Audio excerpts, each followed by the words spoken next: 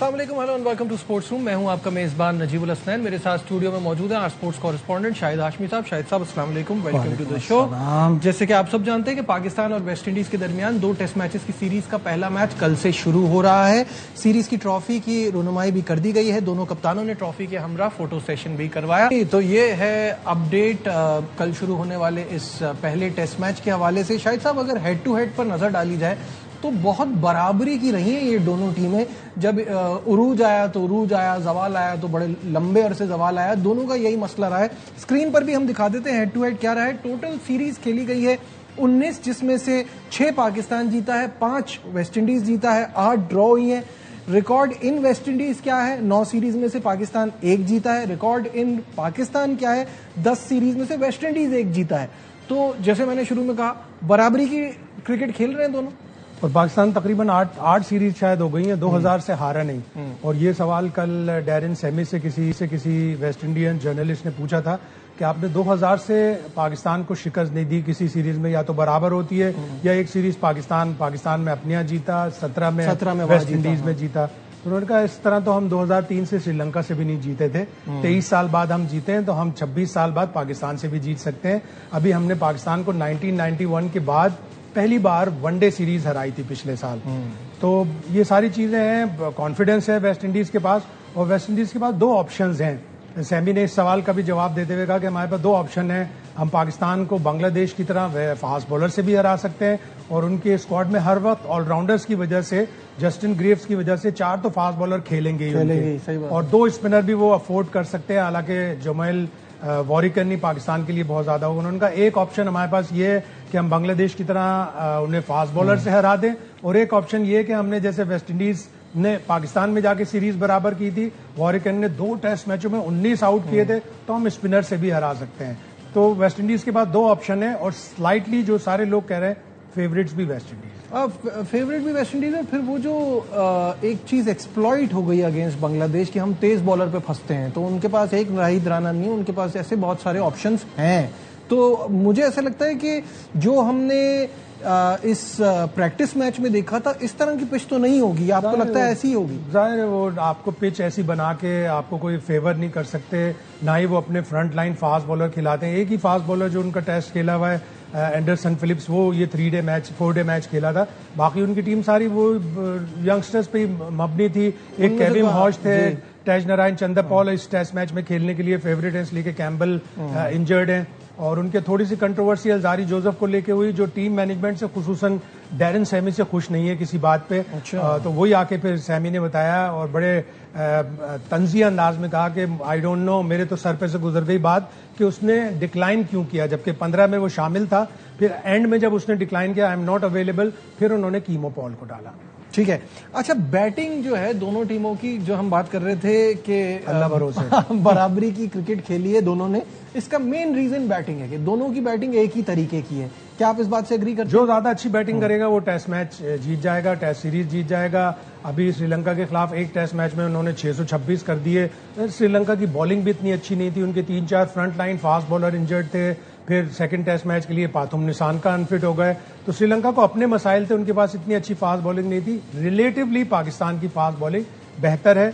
अच्छा होता कि शायद उबैद शाह को रखते डेब्यू के लिए, लेकिन नजर यही आ रहा है कि मोहम्मद अली, अब्बास और आमिर जमाल, ये 3 फास्ट बॉलर्स में से ऑप्शन पाकिस्तान के पास मौजूद हैं। उबैद शाह थोड़ी स्पीड में ज्यादा अच्छे हैं, अननोन प्लेयर होते हैं वेस्ट इंडीज के लिए, थोड़ा सा फायदा होता, लेकिन अब मैनेजमेंट ने फैसला किया। खैर, बॉलिंग पे तो हम बाद में आते हैं, अभी बैटिंग की बात कर रहे हैं। तो जैसे शाहिद साहब ने कहा कि दोनों टीमों की बैटिंग है, और जो बैटिंग अच्छी करेगा वही इस सीरीज में हावी रहेगा। इंडियन बैटर्स के स्टैट्स पर भी एक नजर डालते हैं शाहिद साहब। इनके जब स्टैट्स हम देखते हैं तो साथ में averages are a bit concerning for them, कि अगर आप रॉस्टन चेस को देखते हैं 25 की एवरेज है, शाई होप को देखते हैं 27 की एवरेज है, जोशुआ डिसिल्वा को देखते हैं 24 की एवरेज है, चंदर पॉल को देखते हैं ऑल्दो 13 मैचेस हैं बट 29 की एवरेज है, एक ब्रैंडन किंग की 30 की एवरेज है। तो कल भी जब हमारे पास खुर्रम मंजूर आए हुए थे, वो कह रहे थे कि जो मिडिल ऑर्डर बैटर होते हैं उनको 40 प्लस की एवरेज का होना मस्ट है, तभी आपकी टीम अच्छा करती है। एंड दिस शोज के बड़े बड़े स्कोर इन्होंने बीच बीच में किए हुए हैं, लेकिन इनकी एवरेजेस शो करती है कि कंसिस्टेंसी नहीं है। अमीर टीमों के लिए कह सकते हैं कि 40 प्लस, गरीब टीमों के लिए अगर 35 भी हो तो चलेगा। अगर हमारे मिडिल ऑर्डर बैट्समैनों का 35 भी टेस्ट एवरेज हो वेस्ट इंडीज का। अभी वेस्ट इंडीज ने पिछले साल जो ऑस्ट्रेलिया से सीरीज खेली थी 6 इनिंग्स में टोटल एक दफा उन्होंने 200 क्रॉस किया था। जाहिर है सामने वेस्ट इंडीज की उसकी ऑस्ट्रेलिया की बॉलिंग भी एक्स्ट्रॉर्डनरी थी। Cummins, Hazlewood, Starc, top class bowling थी। बो वेबस्टर, तो वो बहुत ही जबरदस्त बॉलिंग थी। लेकिन 6 इनिंग्स में सिर्फ एक ही दफा 200 क्रॉस करना शो करता है कि पाकिस्तान की तरह उनकी भी बैटिंग अल्लाह भरोसे है। अगर जो टीम अच्छी बैटिंग करेगी और जो टीम अच्छे कैचिंग करेगी, वेस्ट इंडीज ने पहले मैच में श्रीलंका के खिलाफ अच्छी कैचिंग की, जीत गए। दूसरे टेस्ट में उन्होंने उडारा का 52 पे कैच छोड़ा, वो 188 कर गया। दिनुशा जो टेस्ट डेब्यू था उसने 90 कर दिया, उसका 10 रन पे कैच छोड़ा। कुशाल मेंडिस का उन्होंने कैच छोड़ा, वो भी 60-70 कर गया। तो डैरेन सेमी ने स्पेशली ये कहा कि हमारी बैटिंग तो है ही है, बैटिंग तो हमें अच्छी करनी है, लेकिन साथ ही साथ हमें कैचेस भी पकड़ने। अगर हमने कैच पकड़े तो हम ये सीरीज जीतेंगे, वरना बड़ा मुश्किल हो जाएगा। और अब जब उनकी बैटिंग की बात हो रही है, थोड़ी हमारी बैटिंग पे भी एक प्रॉब्लम आ जाती है कि हम समवॉट अराउंड 40, 50, 60 में खुश हो जाते हैं। ये पहले ऐसा नहीं था। और टेस्ट क्रिकेट में you have to go big. अगर आपका 100 बन रहा है तो आप 150 पे जाइए, 150 बन रहा है तो 200 पे जाइए। हमारी बैटिंग में अब वो प्लेयर्स दिखते नहीं है। आफ्टर लास्ट आपको यूनुस खान के जाने के बाद से वो चीज एक कमी दिखती है। बिल्कुल ऐसा ही है। ग्रेट यूनुस खान तो बहुत जबरदस्त है। फिर मिडिल ऑर्डर में हमारी पिछले 2 साल में, इस 1 साल को छोड़ के पिछले 2 साल में सलमान आगा ने रिमार्केबली वेल खेला है टेल एंडर्स के साथ। सऊद शकील ने बहुत ही अच्छा खेला है। लेकिन इन लोगों की वेस्ट इंडीज की सीरीज से जो खराबी आई, वेस्ट इंडीज की जो हमारी होम सीरीज थी, 180 था सऊद शकील का, बाकी उनके फ्लॉप थे वो, और अजीब तरह से वो स्पिनर पे आउट हो रहे थे, जबकि उनके लिए कहा जाता है कि वो स्पिनर पे बहुत अच्छा खेलते हैं। सलमान स्पिनर को बहुत अच्छा खेलते हैं, लेकिन वेस्ट इंडीज के खिलाफ 4 इनिंग्स में 39।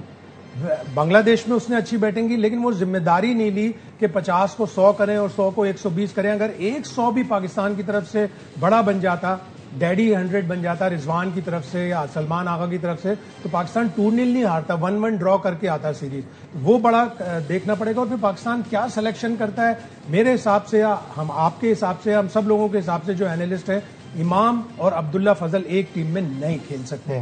अगर इमाम और फजल को आपने खिलाया तो फिर आपको एक बॉलर कम करना पड़ेगा। आमिर जमाल को अगर आप ऑलराउंडर खिलाएंगे तो उसको 7वें नंबर पे बैटिंग करवानी है। अगर उसको 8वें नंबर पे बैटिंग करवाई नो यूज। और फिर 3 आप बॉलर्स का वो रखेंगे, आमिर जमाल, या तो फिर आप ये कहेंगे, आपने हमेशा से ही कहा कि सलमान आगा हमारा रेगुलर ऑफ स्पिनर है, जबकि वो रेगुलर ऑफ स्पिनर टेस्ट में भी नहीं है, बिल्कुल नहीं है।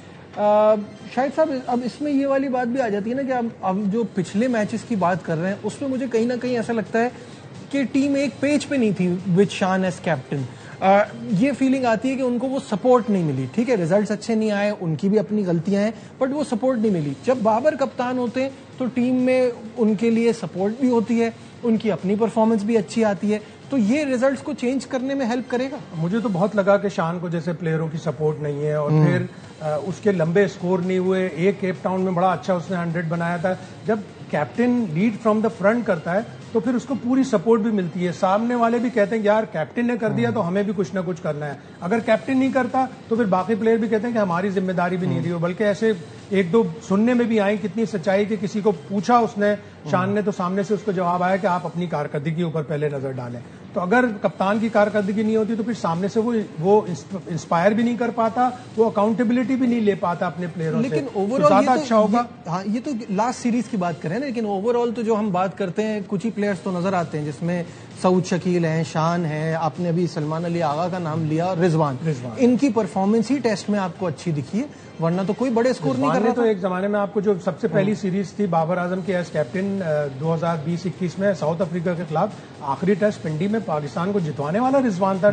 जबरदस्त 100 उसने किया। तो आपको टेस्ट मैचों में दोनों इनिंग्स में, अव्वल तो पहली इनिंग्स का तो जो आपने लीड ले ली तो आप जीत गए टेस्ट मैच। और अगर जहां आपने पहली इनिंग्स में लीड नहीं ली, इंग्लैंड के खिलाफ 3rd टेस्ट पिंडी में पाकिस्तान ने लीड नहीं ली, बड़ी सिलेंडर सी एक 25-30 रन की लीड ली थी इंग्लैंड ने, लेकिन सेकंड इनिंग में बड़ा जबरदस्त 100 किया सऊद शकील ने। वो इनिंग्स जो है डिफाइन कर गई और पाकिस्तान वो टेस्ट मैच। ठीक है, यहाँ वक्त हो गया एक ब्रेक का। ब्रेक से डिस्कशन को आगे बढ़ाएंगे, हमारे साथ कोई।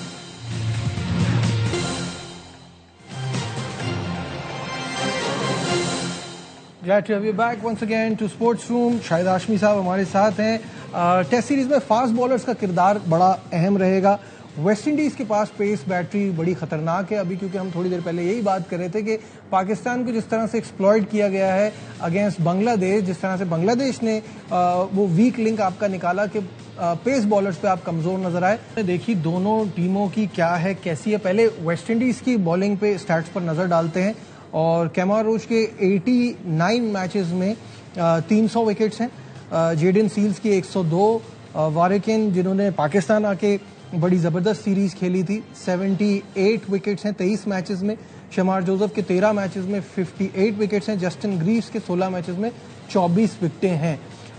तो इनका ऑब्वियसली काफी एक्सपीरियंस पेस अटैक है कंपेयर टू पाकिस्तान, जहां हमारी मेन जिसको हम पेस बैटरी कहते हैं शाहीन नहीं है, नसीम नहीं है, हसन अली नहीं है, तो ये चीजों से फर्क पड़ेगा। हमने तो टेस्ट मैचों में नई फास्ट बॉलिंग की इब्तिदा की है कि अब हमने ये सोचा है कि कुछ प्लेयर हम वाइट बॉल के लिए रखेंगे, ऑल्दो कि बहुत से लोगों का ये ख्याल है कि शाहीन शाह अफरीदी और नसीम शाह की आपको इंग्लैंड में ज़रूरत पड़ेगी, इसलिए कि वहाँ पे वो काउंटी क्रिकेट भी खेल चुके हैं, उनको वहाँ इंग्लैंड कंडीशन का बहुत एक्सपीरियंस है। साथ में आपके साथ मोहम्मद अली और मोहम्मद अब्बास होंगे। अब्बास का बड़ा एक्स्ट्रॉर्डनरी तजर्बा है इंग्लैंड की कंडीशन में, यहाँ पे शायद वेस्ट इंडीज में स्ट्रगल करेंगे, मोहम्मद अली भी स्ट्रगल करेंगे, इसीलिए ज्यादा अच्छा होता कि स्पीड वाला बॉलर उबैद शाह को शायद कंसीडर करते हैं, लेकिन नहीं कर रहे तो वो दूसरी बात है। लेकिन वेस्ट इंडीज का यकीनन एज होगी पेस में। ऑस्ट्रेलिया की सीरीज का मैं बार बार इसके तस्करा करता हूँ कि ऑस्ट्रेलिया टॉप क्लास टीम है, एक वर्ल्ड टेस्ट चैंपियनशिप जीती, एक वर्ल्ड टेस्ट चैंपियनशिप का फाइनल खेला।